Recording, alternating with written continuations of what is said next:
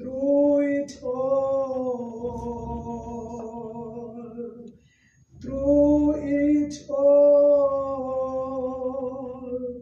I have learned to trust in Jesus.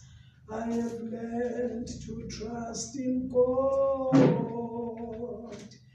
Through it all,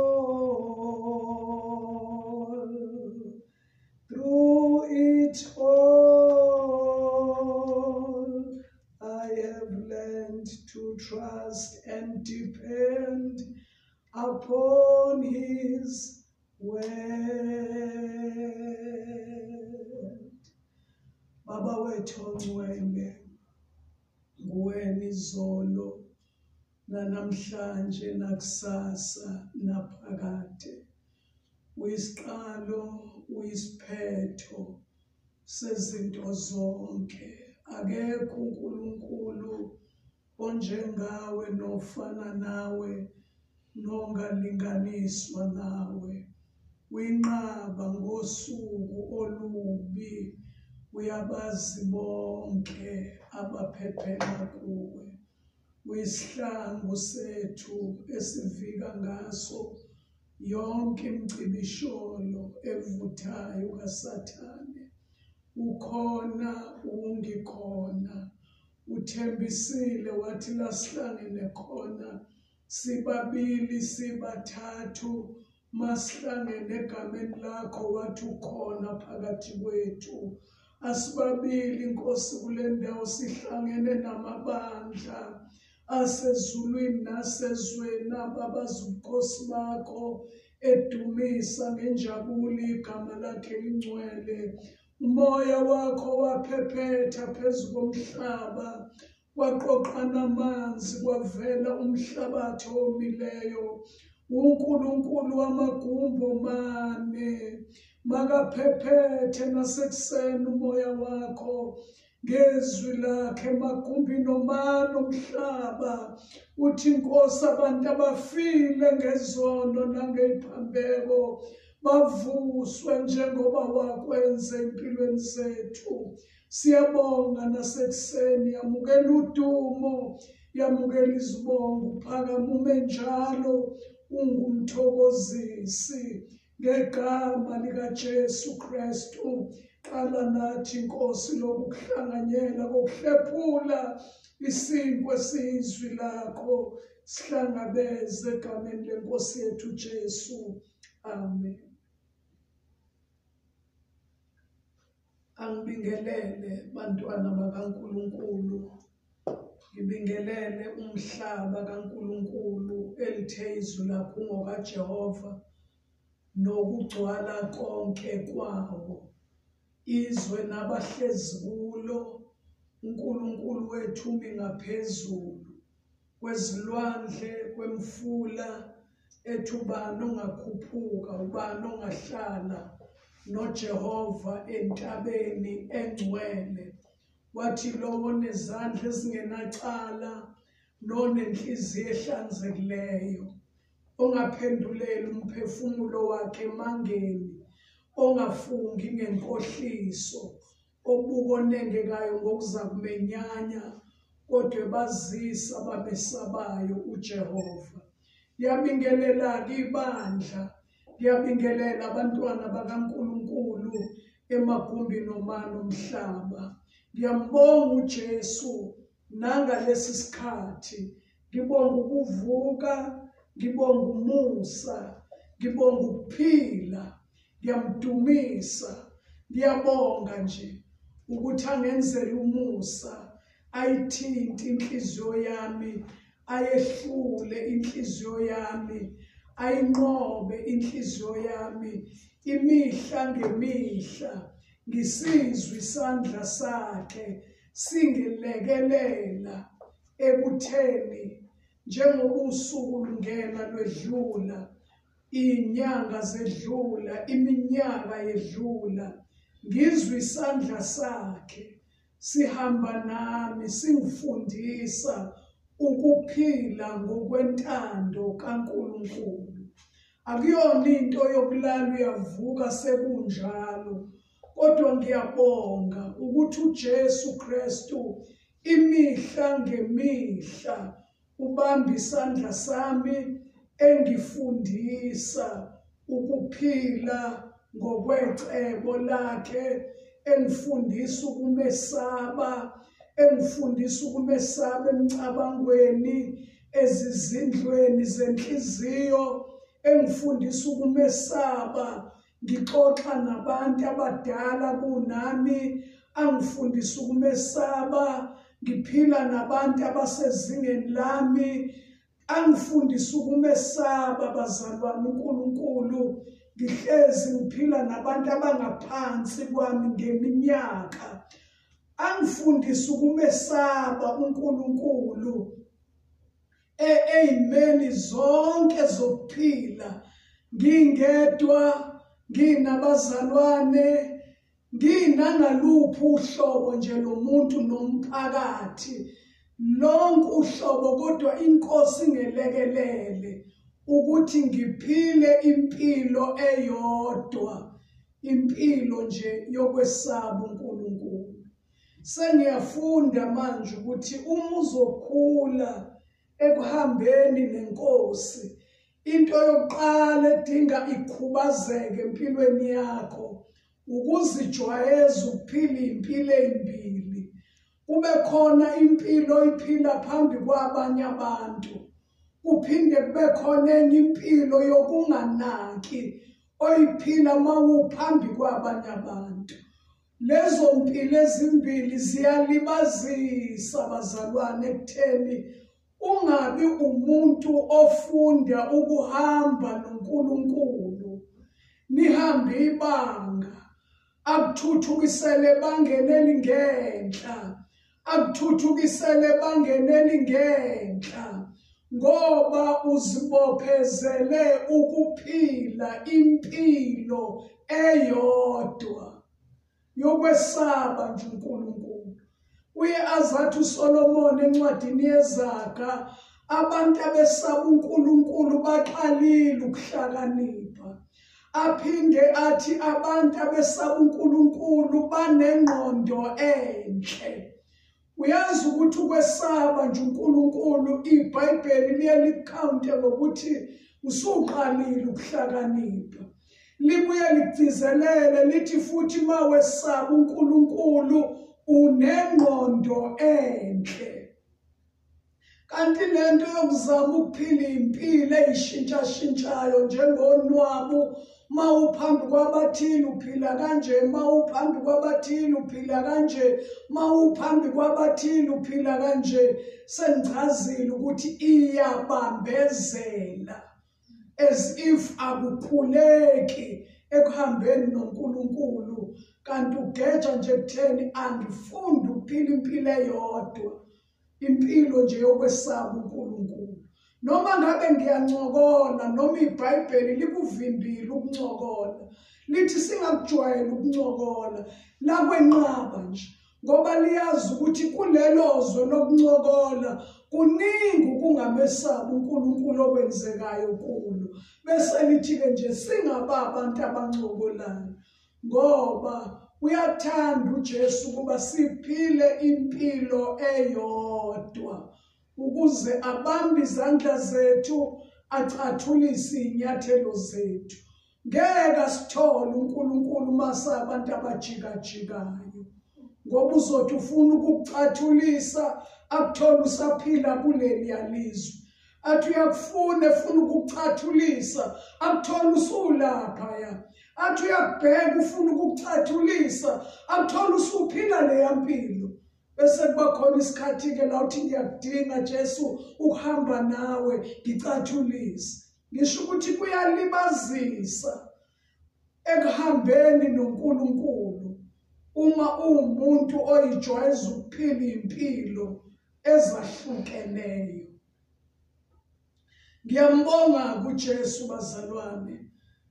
Abantu abaningi baye bathi iminyaka ayibalo, kodwa ngiyambonga uJesu nangayo-ke nje iminyaka ukuthi namhlanje ngihlanganisa 66 ngihamba noNkulunkulu. Kusenhlizweni yami ukuphila impilo eyodwa, impilo nje yokwesaba uNkulunkulu. Sengifakazileke asiyene ezwini lenkosi. Sivula namhlanje ngokuhlanganyela incwadi kaGenesisi isahluko se-13, uGenesisi 13, uGenesisi 13. Kusho ukuthi laba abaqophayo ke bayongenzela upause kulesikhathi. Ngicela uTho angithathele ireceipt kula. It's very important. Just that. Isahluko sika 13. La kukhulunywa khona ngokwehlukana kuka Abrahama noLothe. Izwi lenkosi ke engifisa silibheke kule ndaba ukuze ngikwazi ukuyifinqa. Ngicela sibheke uverse number 9, verse number 7, 8, 9. Kule ncwadi la kukhulunywa khona ngokwehlukana kuka Abrahama noLothe. Uverse number 7 lithi izwi lenkosi kwavela ukuxabana phakathi kwabelusi bezinkomo zika Abrahama nabelusi bezinkomo zika Lothe. AmaKhanani namaPherezi ayehlala khona ezweni. Uverse number 8 uthi uAbrahama wathi kuLothe, akungabibikho ukuxabana phakathi kwami nawe naphakathi kwabelusi bami nabelusi bakho, ngokuba singabazalwane. Uverse number 9 uthi izwe lonke alisobala ebusweni bakho na, mawahlukane nami. Uma uya ngakwesokhohlo ngiyakuya ngakwesokunene. Uma uya ngakwesokunene ngiyakuya ngakwesokhohlo.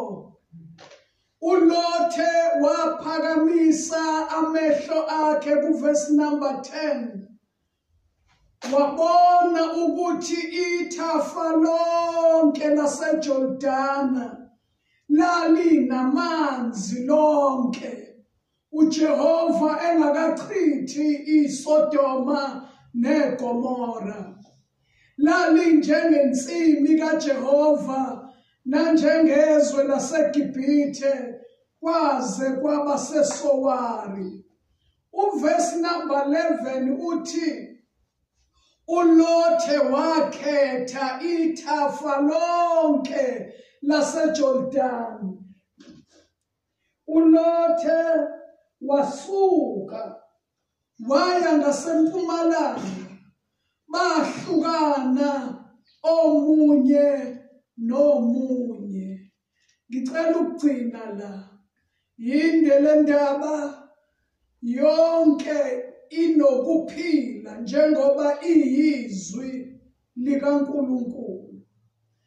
Lamazwi esiwafundayo ekseni amazwi kaNkulunkulu awakhuluma kuAbrahama kuqala chapter 12 ethi, Abrahama, phuma ezweni lakini. Lawo Abrahama wayephila khona kwakuyizwe elalikhonza onkulunkulu, kuyizwe elalikhonza izithixo. Kwakungelula ngempela ukuthi uAbrahama angakwazi ukuthi alandele uNkulunkulu yena yedwa, ngenxa yokuthi izwe ayephila kulo laliyizwe elikhonza izithixo, elikhonza onkulunkulu bezinto eziphathekayo nezingaphatheki. Uthi uNkulunkulu mayemfuna uAbrahama ukuthi azoba isithandwa sakhe, azomenza ubaba wabantu bonke abakholwayo, uqala uthi phuma, phuma ezweni lakini. Okwesibili uthi phuma ezihlotsheni zakho. Okwesithathu uthi phuma endlini kayihlo. Ngicela sibuke ukubizwa, umuntu ebizwa nguNkulunkulu, ukuthi inkosi ithi ma ezosabela imfune njani, imdinge ephumile ezweni lakubo. Kuleyikhathi kuyamangalisa ukuthi kukhuzwa abantu abathe sebephumile ezweni, sebelandela uJesu ngokuphinda uzalwa, kodwa izwe aliphumile kubantu. Abantu balandela uJesu bengaphumile ezihlotsheni zabo. Kuyababambezela endleleni yokulandela uJesu, bekhinyabezwa izinto zehlobo. Babuye bayozingcolisa ngezinto ezenziwa zihlobo. Babuye benza izinto eziphambene noNkulunkulu, bethi besebenziswa ukuthi igazi lami. Bazenza izinto ezibaxabanisa noNkulunkulu, bethi bazenziswa ukuthi bengekho into ebenizoyenza yisihlobo sami. uNkulunkulu ufuna uzuphume ngisho endlini. Kulabo kuthiwa khona-ke laba abendlu, hambisane nabo, kodwa kube khona la uma khona ukuthi mina njengomuntu obiziwe uNkulunkulu, njengomuntu owahlukaniselwe, angisadluli la. Incwadi kaIsaya iyayithinta indaba yokuthi makukhulunywa ngenkonzo yokuzila ukudla, ithi ungazifihli kubantu abayinyama yakho. Ungazifihli. Lento yokubizwa nokuphuma ezweni lakini nasezihlotsheni zakho nasendlini kayihlo ayifuni uyibhanqe nobugebengu bokuthi ngeke ngisebenzela lutho, ngeke ngisebenzela lutho, kanti uphethwe nje umoya ongcolileyo, bese uyayifihla ukuthi baze bangangiboni ukuthi ngihlalaphi, angibadinge eduze kwami. Akusho lokho. Mfunde kahle uIsaya 58 makukhulunywa ngendaba yokuzila ukudla, elithi iBhayibheli ukuzila okuyikhona khona. Kodwa nangu uNkulunkulu eqasha umuntu la, emtshela lezi zinto ayidingayo empilweni yakhe, ethi phuma, phuma ezweni lakini, phuma ezihlotsheni zakho, phuma endlini kayihlo, uye ezweni engizokukhombisa lona. Umnikize ithembiso uthi ngizokwenza ube yisizwe esikhulu emhlabeni, ngikubusise. Imindeni yonke yomhlaba izobusiswa ngawe, wena uzoba isibusiso. Uma uyiqala kahle lendlela yokulandela uJesu, uyizwisise, kunezethembiso ezimangalisayo. Ngizokubusisa, ngibusisa ukuphuma nokungena kwakho, ngibusise umkhombe wesinkwa sakho, ngibusise isanda seyinkomo zakho. Azathi uNkulunkulu okubusisayo, wena okubusisayo, nami ngizombusisa. okuqalekisayo nami ngizomqalekisa. Kuyisibusiso bazalwane ukuzwa kahle mawubizwa kuthiwa phuma ezweni lakini, phuma ehlotsheni zakho, phuma endlini kayihlo uye ezweni engizokukhombisa lona. Lana-ke ku-chapter 13 excuse me, sesibona u-Abraham uyaphuma, uyalalela, kodwa usethatha indodana yomfowabo. Uzohamba naye uLothi. Lolu hambo uLothi okungashiwongo lutho kuye ngalo. Wahamba-ke nale ndodana yomfowabo. Inkosi kwasho ukuthi indodana yomfowabo ihambe eduze komuntu obusisiwe uNkulunkulu, nayo yabusiseka. Zandi inkomo zabo nezimvu zabo, yanda imfuyo yabo, yanda yakhula impilo. Namhlanje-ke sizwa la kuthiwa khona bayahlukana. Uma imfuyo seyandile, isibusiso sesisikhulu, sesandile. Lithi-ke izwi lenkosi, bathi mabeyodibana emfuleni abelusi baka-Abrahama nabelusi baka-Lothe. Kwasho ukuthi manje isibusiso sesiyachichima. Sekubangwa ukuphuzisa inkomo, kuyabangwa sekusuka umsindo, kuyaxatshanwa manje abelusi bafuna ukubambana ngezihluthu. Uma lo mbiko ufika ku-Abrahama, ufika kuLothe, kusho ukuthi njengoba kuxabana belusi, sakudinga kuxabana uLothe manje no-Abrahama. Uthi-ke u-Abrahama, akungabibikho ukuxabana, akungabibikho. Bantwana bakaNkulunkulu, maKristu, zindlalifa zokuphila phakade. Zonke izono ziyakhuzwa kubantu abalandela uJesu ngokuphinda ukuzalwa. Kodwa namhlanje inkosi ibalula lesi sono somsindo, sokuxabana, senxokozelo. Ethi incwadi yamaGalatiya, ukuxabana, ukuxokozela, ukubanga nokwahlukana kuyizithelo zenyama.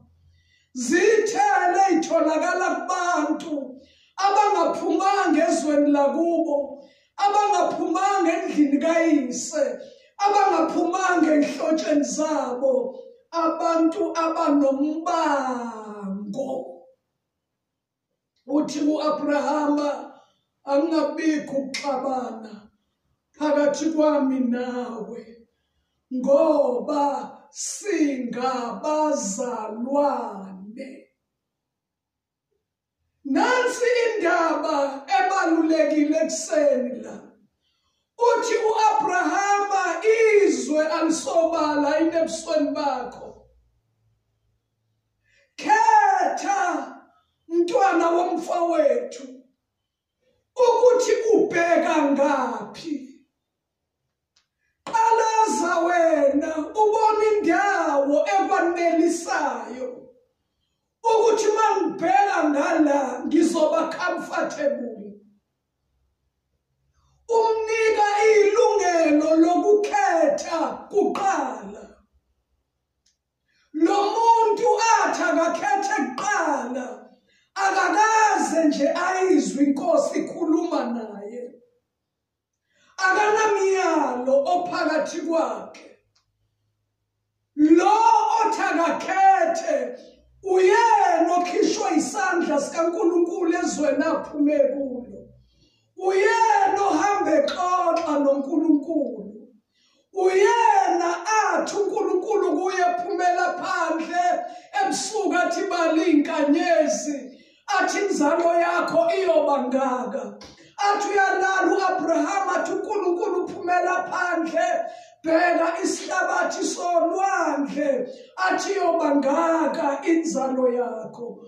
Kodwa lo okuthiwa kakhethe akakaze abuzwe nje lobo bumnandi nalobo budlelwane bokuxoxa noNkulunkulu. uAbrahama lo uyise wabakholwayo uthi kulo muntu khetha. uLothi ke usayakhetha. Lithi iBhayibheli waqala zithafa lezwe laseJordani, wabona ukuthi le ngxenye yezwe inamanzi, abantu abafuyile bayayidinga indawo enamanzi, le ndawo inotshani, le ndawo mangilima zonke izinto zizovuma ngoba iyindawo ecebile ngokwamanzi. Wayesekhetha ethi-ke Abrahama mina ngikhetha ukushona ngala. uAbrahama yena wayesesala ezweni elalibonakala liwugwadule, akangasho ukuthi imini obiza uNkulunkulu, lesi sibusiso sehla ngenxa yami. Akangakubali uAbrahama konke lokho, akangasho ukuthi wemntwana womfowethu nginelungelo. Uyazi ukuthi uma kuzodaleka ukuthula ungabibikho umsindo phakathi kwabantu ababili noma phakathi kwamaqembu amabili noma phakathi kwezihlobo ezimbili, kudinga kube khona olahla lento okuthiwa ilungelo lami. Ngiyangimthanda uIsaya mayisethi ilungelo lami likuJehova. Ngiyangikufakaze ekuphileni mabethi abantu ilungelo lakho ukuthi ungakhuluma, ilungelo lakho ukuthi uyiphozese lento yakho. Umoya kaNkulunkulu ohlala phakathi kwami angelekelele ukwazi ukuthi ngingowezizwe la, anginalutho la, anginalungelo, anginali kwami, anginaso isitulo sami, anginaso isipuni sami, anginayo indlu yami, anginakho ukuthi kwami. Ayikho into laphansi komthunzi welanga enginelungelo layo, ngoba ilungelo lami likuJehova. uAbrahama wadayisanga leyo nto empilweni yakhe, into ethi ilungelo lami.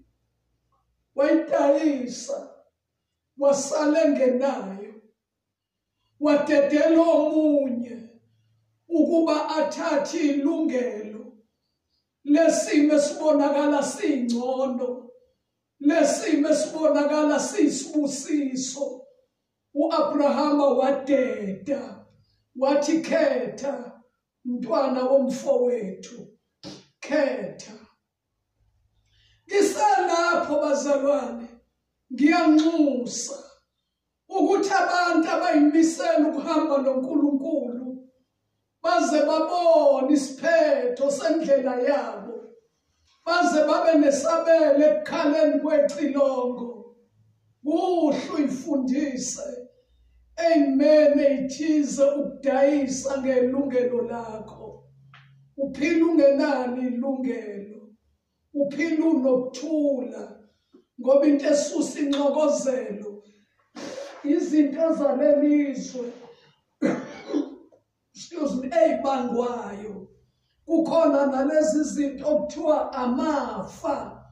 Leli gama elithi ifa kusho ukuthi yinto efelwayo.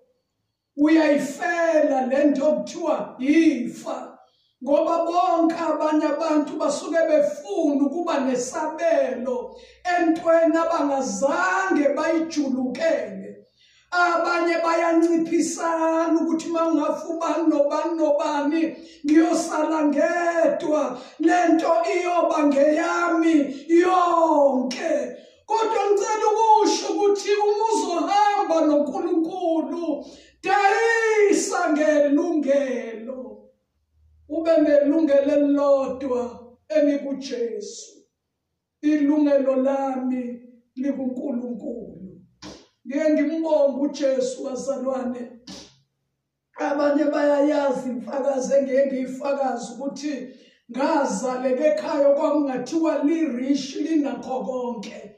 Kodwa amadimoni enqaba ukuthi si-enjoye ingcebo yasekhaya. Kwabiza ukuthi abazali bami bahlukane, sihambe siyoba ama-street kids ase-Claremont. Siphile emgwaqeni, siphile ngokuqasha, siphile ngokugogobala emizini yabantu. Ngiphile ngikhule ngize ngibe mdala, ngingenayo into okuthiwa ilungelo lami. Nangalokho nje ngiyambonga uJesu. Ngiyangibona ukuthi kwangisiza ukuthi uNkulunkulu angiqeqeshe, angikhulise ngendlela engakhula ngayo. Ngiyangibona ukuthi hayi lana endleleni-ke yokulandela uJesu kuyahambeka ngendlela engakhula ngayo. Ngiyambonga uJesu waseNazaretha. U-Abrahama usikhombisa indaba ejulile ukuthi yini into edala ukuthula. Akube khona odayisa ngelungelo, kube khona ongazicabangi, ngoba azi ukuthi uma ngilahlekelwa ilento nginengcebe enkulu uNkulunkulu angibekele yona ekhaya. Lezi zinto zala emhlabeni ziyadlula, zidliwa inundu, izindlu ziyaklephuka, ziyadilika, okunye kudliwa umuhlwa, okunye kudliwa inundu. Ayikho into ongayibamba la emhlabeni uthi ngiyofela kuyo. Kodwa uma ubambe ilungelo lakho kuJesu, ubambe ifa ongeke ulaphucwe umuntu. U-Abrahama uthi khetha. Ngiyamthanda umuntu wokuthula bazalwane. Incwadi yamaHubo ngithi 45 no 35 ethi mbhekisisa umuntu ongasoleki, umbone umuntu oqotho, ngoba ukuphela komuntu onjalo kukuthula. Inkosi iyakuthanda ukuthula bazalwane. Inkosi iyayizonda ingxokozelo. Inkosi iyawuzonda umsindo, ngoba umsindo owasesihogweni, umsindo obugonqogonqo, obugolokoqo,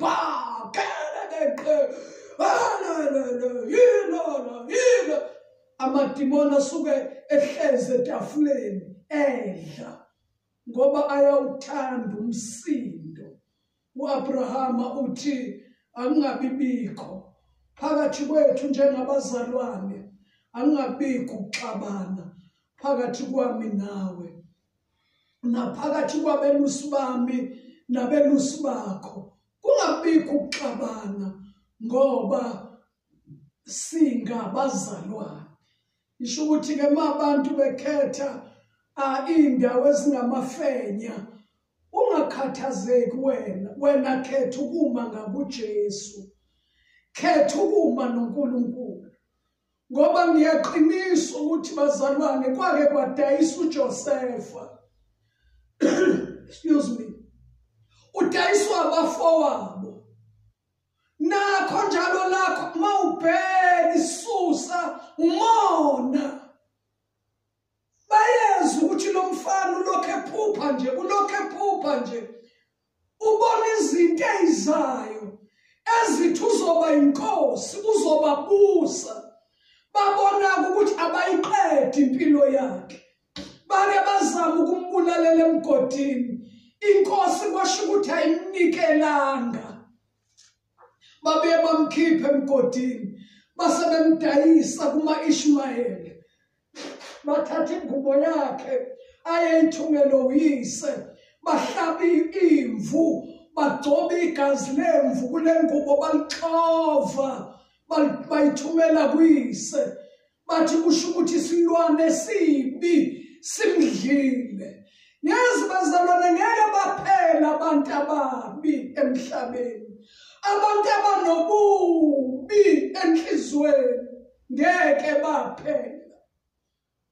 Kodwa thina sibahluleli, munye wahlulela ngokulunga, uJesu waseNazaretha. Laba bafana bathi kubaba wabo, siyabona lo mfana wakho omthandayo ukuthi udliwe isilwane esibi. uJakobe walila-ke waze waqeda ekhala ethi isilwane esibi simdlile umntanami. Kanti cha, uthandisiwe. Noma sefika eGibhithe, ama-Ishmayeli kwasho ukuthi abazukumenza lutho uJosefa, aphinde amdayise enkosini ukuthi ayoba isigqila sakhona. Wathengiswa kabili. Kodwa nansi into engiyithandayo, wherever la umuntu onoNkulunkulu ekhona, sikhona lesi sibusiso. Asikho ngoba esendaweni ethile, kodwa la ekhona uNkulunkulu uyashintsha ugwadule alwenze ifenya. Ngoba indaba isuke ingekho emhlabathini, isuke kumuntu ohamba noNkulunkulu, umuntu onesibusiso. Akwazi ukushintshwa abantu, ngoba uthe ngizokubusisa ekuphumeni, ngikubusise ekungeneni, ngibusise inzalo yesisu sakho, ngibusise nje, ngibusise, ngize ngibusise nabantu abakubusisayo, ngibaqalekise abakuqalekisayo. Isho ukuthi ungesabi, kulwele ukuthula, nikela impilo yakho noma ikubizani, uma nje uzo-achieve ukuthula, ngoba iyona nto uNkulunkulu ayidingayo, ayifunayo phakathi kwabantwana ababizwa ngokuthi abantwana bakaNkulunkulu. Ulimi olujwayelekile u-Abraham alusebenzise nje, uthi singaxabani ngoba singabazalwane.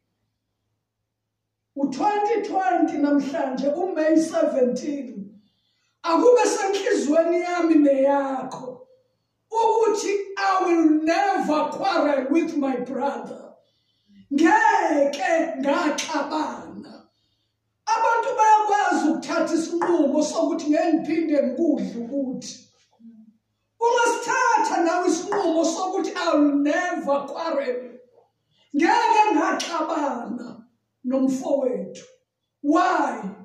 Ngoba singabazalwane.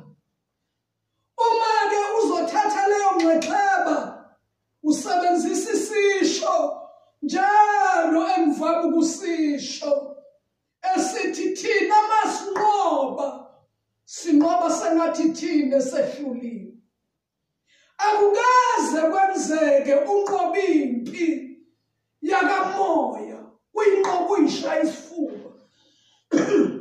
Excuse me, uthi ungizwe kahle, ngimtshele wathula, ngimenze nje wajuluka wamanzi te, kodwa ekugcineni ungibonile ukuthi ngubani.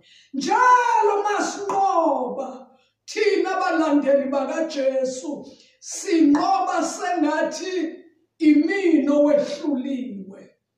Kuthi lelo sayide belimelene nami lisale lishaya ifuba ukuthi ungizwile, ngimlayile. Sinqoba sengathi siyehlulwa. Uzoyibona le ndaba ukuthi ayisona nje isisho sikaMama uMadlala, kodwa isisho secharacter kaJesu esimlandelayo. Akukho lapho uJesu wake wadlula khona eyishaya isifuba kwaze kwaba ekufeni kwesiphambano. Isho njalo incwadi kaFilipi esiyogcina ngayo. Kodwa ngicela silandele sibone ukuthi izwi lenkosi lithini. Udayisa ngelungelo lakho. Iphele lento ethi ilungelo lami. Kuyilungelo lami. Ilungelo lami liyabaxabanisa abantu ilungelo noNkulunkulu ngoba benza izinto ngokufohla, benza izinto ngokuthi akangiyeke phansi ngisebenzisa ilungelo lami. Uyadayisa ngelungelo lakho uma uzohamba noNkulunkulu wazi ukuthi ilungelo lami yilokho okuthandeka kuye. Uma ufunda incwadi yabaseRoma chapter 12 verse number 21 uthi uma kungenzeka asihlalisaneni ngokuthula nabantu bonke. Verse 21 kuRomans 12 uthi lapha ekugcineni kwakhe athi unganqotshwa okubi kunganginqobi. Angithi njalo uma ungena empini usubona ukuthi hayi ngingena empini manje, kodwa akube senhlizweni yakho ukuthi nginganqotshwa okubi, anginqobe okubi ngokuhle. Angithi iBhayibheli bazalwane akuyona incwadi yokushunyayelwa, incwadi yokuphilwa. Isinkwa lesi sehle ezulwini umuntu adinga sidla aphile ngaso. Washeshe wakunothisa uAbraham endabeni esidlula kuyo manje ukuthi uma kuvela umsindo nje angidayise ngelungelo lami, nginganqotshwa okubi kodwa nginqobe okubi ngokuhle.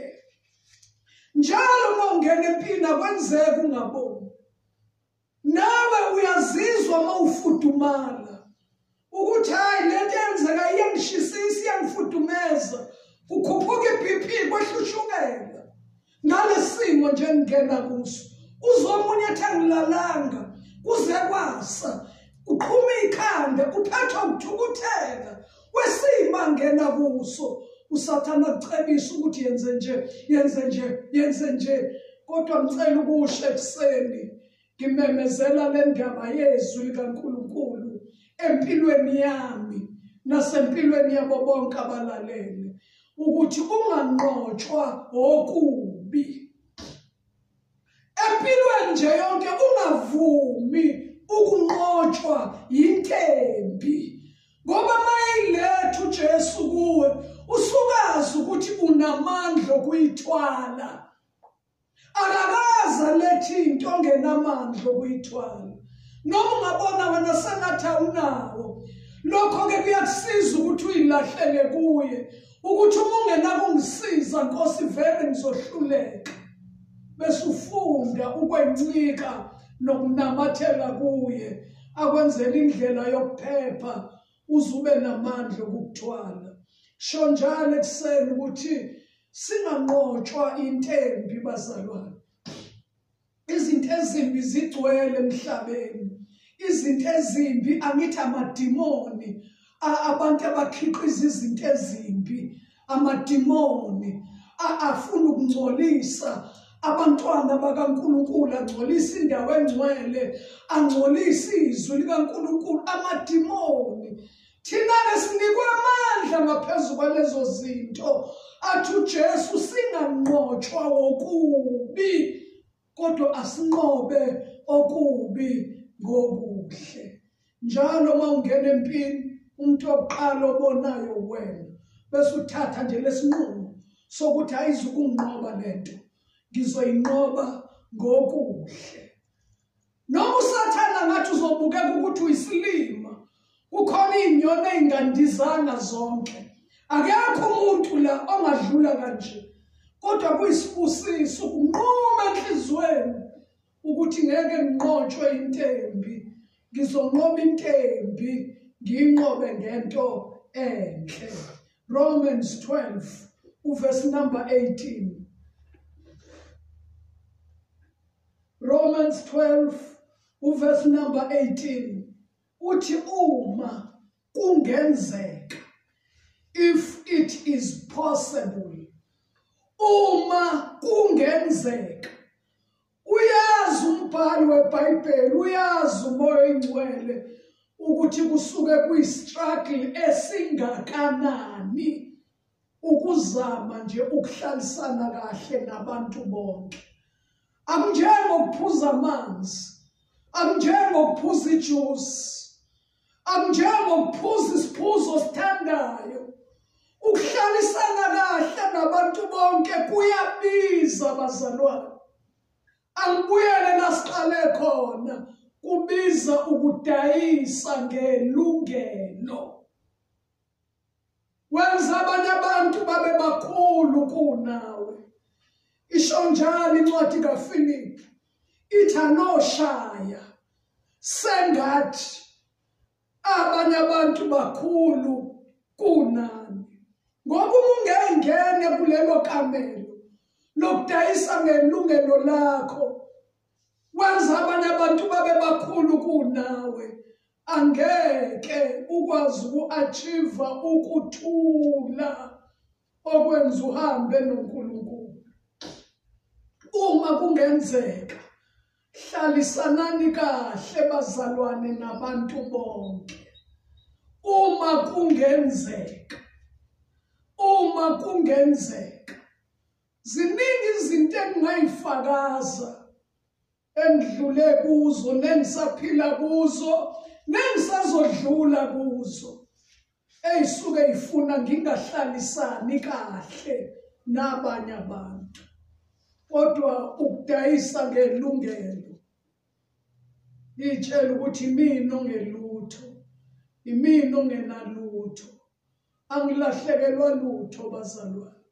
As long ekugcineni ngikwazile ukuzuza ukuthula, ngi-avoide ukuxabana, ngoba ukuxabana kwasesihogweni kodwa ukuthula okukaNkulunkulu. Lize lithi iBhayibheli lami kuyakwedlula ukuqonda konke, kunamandla ukuthula kwaNkulunkulu okulondoloza umzimba nomphefumulo uze ungabi nacala ekufikeni kwenkosi yethu uJesu Kristu. Asiye encwadini yamaHebheru chapter 12 nakhona. Encwadini yamaHebheru chapter 12 nakhona ngicela sibuke uverse number 14. iBhayibheli ngiyagcizelela bazalwane, akuyona incwadi yokuhamba uyishumayela, kodwa iBhayibheli incwadi yokuthi uyiphile. Uma uzoba nesimilo sikaJesu upractice ukuphila lencwadi, ungavumi usathana athi give up angeke ngilunge. Abanye abantu abayikhulumelayo baze basho bathi hayi ngangithanda ukukholwa kodwa ukukholwa akungivumi. Akekho umuntu ongavunywa ukukholwa. Into engavumi ukulahla ilungelo lakho, wehlele ngezansi, ngoba ma wehlele ngezansi ngeke walahlekelwa lutho. Uma umuntu ethi ngikhetha kanje, wena sala khona lapho. Dedela umuntu akhethe indlela afuna ukuhamba ngayo. Uma efuna ukuhamba phezu kwekhanda lakho, ungakhathazeki. Efuna ukukuphoxa, akujivaze, ahlala athi khihli phezu kwekhanda lakho, uyozizwa ukuthi kuzo zonke lezo zinto nokuthula. Ngoba Mahubo 66 uverse number 12 uthi uyena uNkulunkulu, uyena owenza abantu ukuthi bagibele phezu kwamakhanda ethu. Kanti futhi uma ubheka enye futhi yezindlela ekuyise esibusisweni,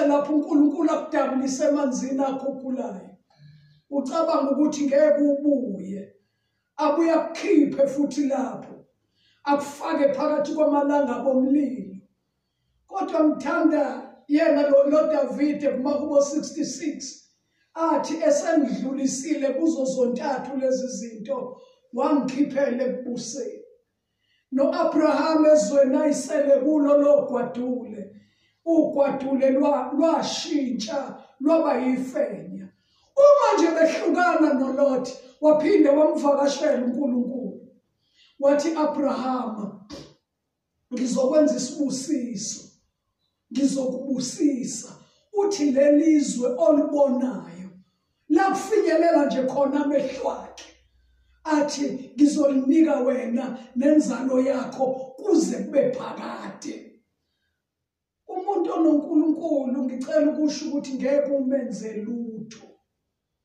mawumgqiba la umila kwenye indawo uphinde umgqiba ufaka ukhonkolo ngaphezulu uyoqhuma kwenye indawo ngoba akusiye kodwa isandla sikaNkulunkulu esiphezulu kwempilo yakhe uma ke kungenzeka hlalisanani bazalwane ngokuthula nabantu bonke kanye nobungcwele eyamaHebheru ke le ethi zamelani ukuthula nabantu bonke nokungcweliswa ngoba uma ungenayo lento ngeke uyibone inkosi ngeke uyibone bantwana bakaNkulunkulu akaselekelele uJesu ungathi ukholela ukuba muhle kumfundisi okuphetheyo ukholela ukuba muhle kumuntu ofisa ukuyiveza phambi kwakho right bese kuthe engcenyeni ethile yokuphila abantu mabekhuluma ngawo ukuthi uthe baphikele laba ozama ukuyiveza umuhle phakathi kwabo bathi hayi ngeke akwenze lokho loyo ngeke akhulume leyo nto loyo kanti ukhulunywa ngomuntu ophila impilo ezimbili noma ezintathu impilo elibazisayo ekuhambeni noNkulunkulu abanye abantu bakwazi kanje ukuthi uma uphakathi kwabo uyazeneka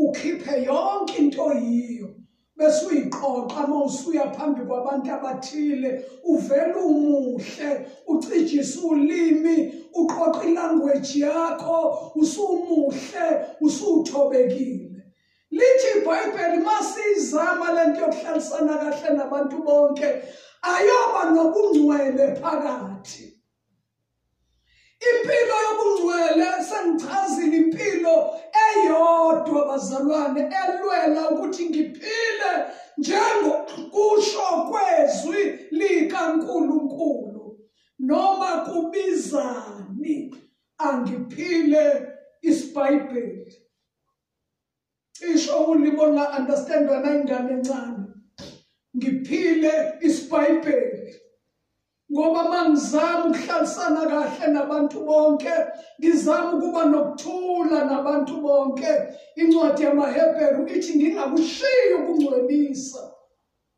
akube khona ubungcwele la ibe khona impilo yokwesaba uNkulunkulu phakathi kwabantu bonke engihlala nabo engikhuluma nabo engisebenza nabo uye kubazwa abanye abantu bethi hayi nikhonza naye usibanibani phela loyo mayingangena ezulwini singangena sonke uthi hawu kanjani bathi hayi phela nina nimaze esontweni nimaze enkonzweni nina thina simaze ekhaya nimaze enkonzweni thina simaze emsebenzini la iphethe khona yila simazi khona isho ukuthi impilo enjalo maKristu iyabambezela asikhethe impilo eyodwa sikhethe impilo nje yokwesaba uNkulunkulu siba abantu abehlela ngezansi sidayise ngelungelo lethu liyalichaza izwi lenkosi lithi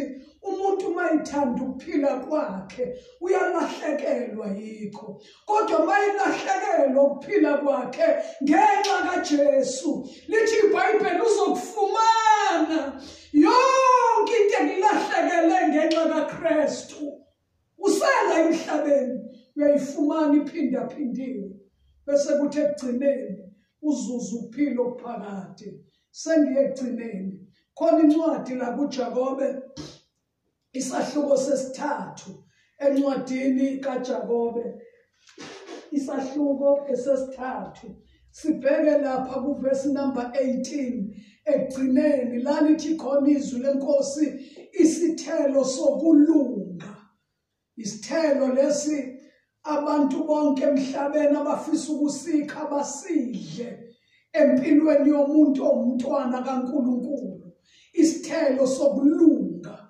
Uthi-ke uJakobe siyatshalwa, siyahlwanyelwa ngokuthula kulabo abakwenzayo ukuthula. Isithelo sokulunga esidinga umhlaba wonke empilweni yomuntu ongumKristu sihlwanyelwa ngokulunga, ngokuthula kulabo abakwenzayo ukuthula. Nansi indaba, uNkulunkulu ufunani kithi namhlanje? Ufuna ubungcwele, ufuna ukuthula, ufuna siphile kahle nabanye abantu. Kuzokwenzeka kanjani? Ngoba bakhona abantu abasenomoya kaLothe, umoya wokuyicabangela ukuthi nje maku-right kimi, angiyifuni into ezophazamisa ukuthi ngingabi right nje. Ngifuna ukuhlala ngi-right, ukuthi udlula kanjani kwabanye abantu, you don't care. As long when u-achieve ukuba right. Uma kungenzeka sihlalisane kahle nabantu bonke. Athi amaHebheru asikuzame ukuhlalisana kahle nabantu bonke kunobungcwele. Uthi kuJakobe lento esikhuluma ngayo ekseni uyayilima uyitshale. Ulimaphi?